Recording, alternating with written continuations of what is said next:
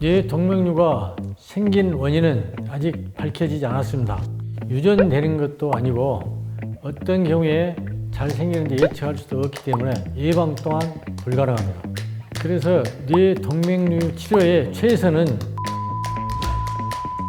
치료하는 것입니다.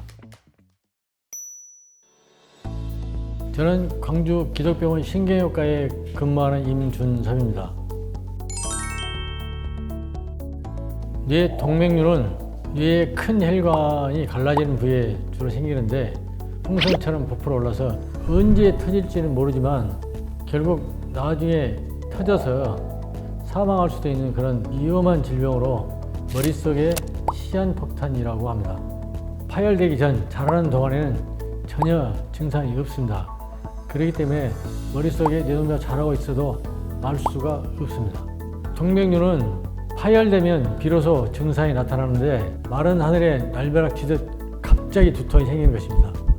멀쩡한 사람이 갑자기 극심한 두통이 생겼다면 이 뇌 동맥류가 파열됐다는 것을 의심해 봐야 합니다.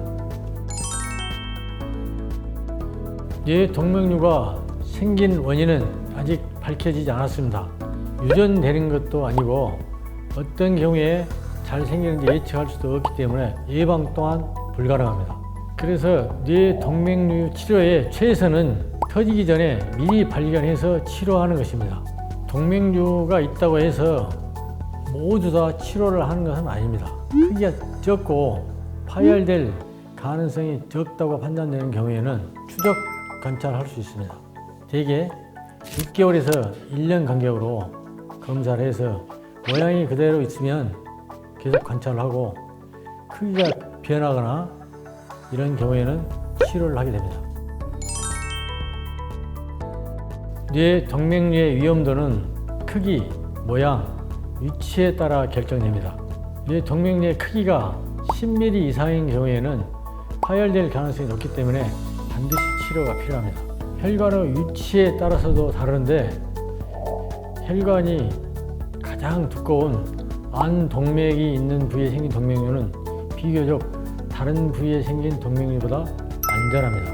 그리고 모양이 울퉁불퉁하거나 눈사람 머리처럼 튀어나온 부분이 보인다면 굉장히 위험한 사이즈이므로 이런 경우도 반드시 치료가 필요합니다. 치료에는 혈관 내 수술과 개조술이 있는데 이 두 치료 방법의 가장 큰 차이는 머리를 여냐 안 여냐 하는 것입니다.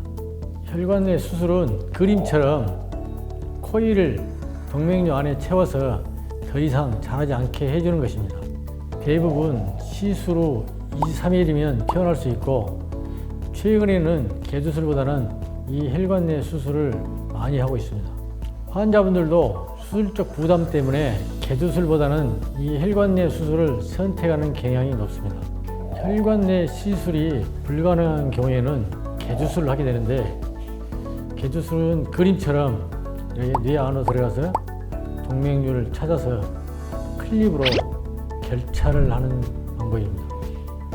개조술 중에 키홀 서저리라는 게 있는데 이것은 열쇠 구멍 수술이라고 하며 조그만 구멍을 통해서 뇌 안을 들여다보면서 하는 수술입니다. 이 키홀 수술은 절개가 적기 때문에 수술 시간이 짧고 흉터가 적어서 환자의 만족도가 높은 편입니다.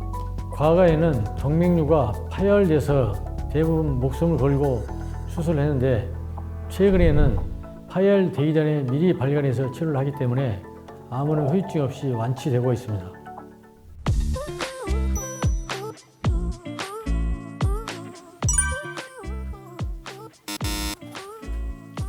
한 번 생긴 뇌 동맥류는 절대 사라지지 않습니다.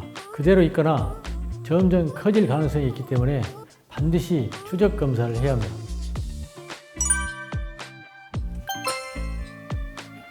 수술한 위치에 재발한 경우가 아주 드물긴 하지만 있습니다. 처음 수술했던 동맥류가 커지거나 새로운 동맥류가 생길 수가 있습니다. 이런 경우에는 다시 또 치료를 받아야 합니다. 본인이 현재 건강하고 아무 이상이 없다 할지라도 머릿속에 언제 터질지 모르는 시한폭탄인 뇌 동맥류가 자라고 있는지는 알 수 없습니다. 30대가 되면 최소한 한 번쯤은 뇌 컴퓨터 혈관 촬영이나 뇌 MRI 혈관 촬영을 해 보시기를 권장합니다.